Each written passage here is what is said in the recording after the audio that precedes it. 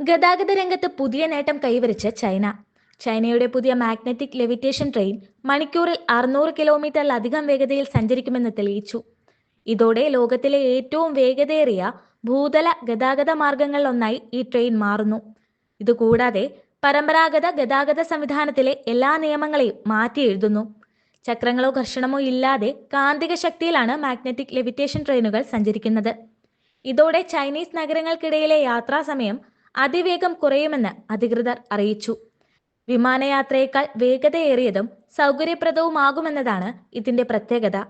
ഏറ്റവും പുതിയതായി നടത്തിയ പരീക്ഷണത്തിൽ ഈ മാഗ്നറ്റിക് ലെവിറ്റേഷൻ ട്രെയിനുകൾ അന്തരീക്ഷത്തിൽ 623 കിലോമീറ്റർ വേഗത കൈവരിക്കുന്നതായി തെളിയിച്ചു. ഷാനി പ്രവിശ്യ സർക്കാരുമായി സഹകരിച്ച് ചൈന എയ്റോസ്പേസ് സയൻസ് ക്വാൺ ഇൻഡസ്ട്രി കോർപ്പറേഷനാണ് ഈ പദ്ധതിക്ക് നേതൃത്വം നൽകുന്നത്.